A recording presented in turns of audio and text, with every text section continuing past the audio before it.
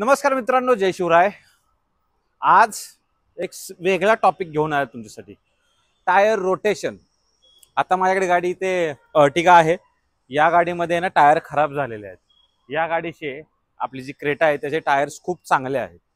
तर तुम्हाला live example द्यायचं होतं की टायर रोटेशन का गरजेचं असतं. म्हणजे not only necessary tyre rotation, wheel alignment, wheel balancing ते सुद्धा गरजेचं असतं.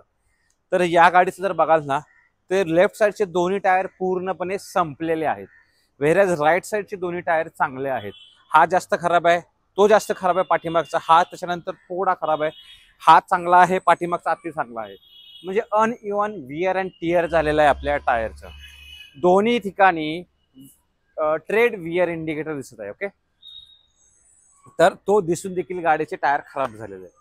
आता हे झालंय कशामुळे, म्हणजे टायर खराब कशामुळे होतात. बेसिकली मेन रिझन काय असतं की टायर रोटेशन टाइमवर केलेलं नाहीये किंवा व्हील अलाइनमेंट केलं नाही, व्हील बॅलन्सिंग केलेली नाहीये.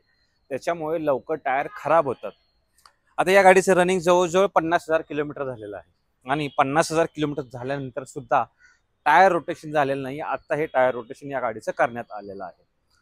तर तुम्ही बघितलं असेल की कशा प्रकारे हे अर्टिगाचे टायर खराब झालेले आहेत. वेअरॅज तुम्ही जर या गाडीचे बघाल तर wheel alignment, wheel balancing, trade wear indicator आहे तो पण प्रॉपरली दिसत आहे. तर या गाडीचा जो टायर आहे तो अतिशय व्यवस्थित आहे. तर टायर रोटेशन का गरजेचं असतं, टायर खराब कसा होतो. बेसिकली लक्षात ठेवा, जे गाडीचं वेट आहे, फ्रंट व्हील ड्राईव्हच्या गाड्या असतात, या दोन्ही फ्रंट व्हील आहेत, तर वेट पुढच्या टायरवर जास्त येतं. म्हणजे ऍक्सिलरेशन, ब्रेकिंग, कॉर्नरिंग, ओके, त्याच्यानंतर तुमचं सडन ब्रेकिंग म्हणतो. तर हे आहे ना, वेट पण जास्त असतं, त्याच्यामुळे पुढचे टायर लवकर खराब होतात. बरोबर.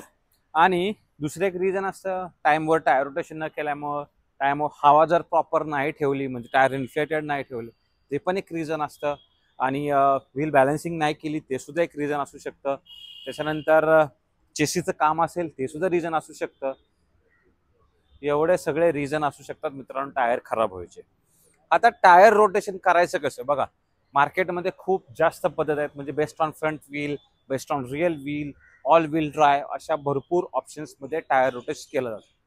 बट मी दोनच पद्धत तुम्हाला सजेस्ट करेन ज्या की तुम्ही फॉलो करा, ज्या की मला असं वाटतं तुम्ही करायला पाहिजे. आता टायर रोटेशन आहे ते किती किलोमीटरला केलं पाहिजे. सर्व्हिस जे मॅन्युअल तुमच्याकडे असेल कुठल्याही गाडीचं, त्याच्या मॅन्युअलमध्ये चेक करा की किती किलोमीटरला टायर रोटेशन सजेस्ट केलेलं आहे. मोस्टली 10,000 किलोमीटरला टायर रोटेशन सजेस्ट केलं जातं. म्हणजे सर्व्हिस इंटरवलला तुम्ही टायर रोटेशन करू शकता. किंवा 5,000 किलोमीटरला जर तुम्ही केलं तर टायरची जी लाईफ आहे ती खूप जास्त राहणार आहे. आता अजून एक गोष्ट, कसं करायचं आणि का केलं पाहिजे बघा. टायर रोटेशन आहे ना, दोन पद्धत मी सजेस्ट करतो.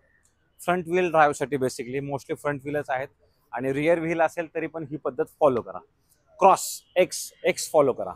पाठीमागचे दोन्ही टायर रिअरला जातील आणि पाठीमागचे दोन्ही टायर क्रॉसमध्ये पुढे येतील. आणि ते रिअर व्हील असेल तेच ऑपोजिटमध्ये तुम्हाला करायचे. ओके, सिंपल पद्धत आहे मित्रांनो टायर रोटेशन करायची. तर मित्रांनो, जेव्हा स्पेअर टायर तुमच्याकडे सेम साईजचं आहे त्यावेळेस तुम्हाला टायर रोटेशन कसं करायचं. बेसिकली एक पद्धत आहे, जे स्पेअर टायर आहे आयदर लेफ्ट साईड किंवा राईट साईडचे रिअर टायरला रिप्लेस करायचे. की लेट्स एक्झाम्पल तुम्ही राईट साईडला रिप्लेस केला तर राईट साईडचे जे टायर आहे तो इथे जाणार, रिप्लेस केलेला टायर. स्पेअर टायर आहे तो पाठीमागे येणार राईट साईडला. पाठीमागचा जो टायर आहे तो इथे येणार, तो पाठीमागचा टायर इथे येणार. हा जो टायर राहतो शिल्लक तो टायर तुमच्या डिकीमध्ये जाणार. सेम वे तुम्हाला उलट फॉलो करायचे, हा टायर तिकडे डिकीत जाणार आहे. तर बेसिकली अशा प्रकारे तुम्ही टायर रोटेशन फॉलो करू शकता. आता टायर रोटेशन केल्यानं काय बेनिफिट होतं मित्रांनो बघा. पहिल्यांदा आहे ना, टायरची लाईफ जास्त वाढते.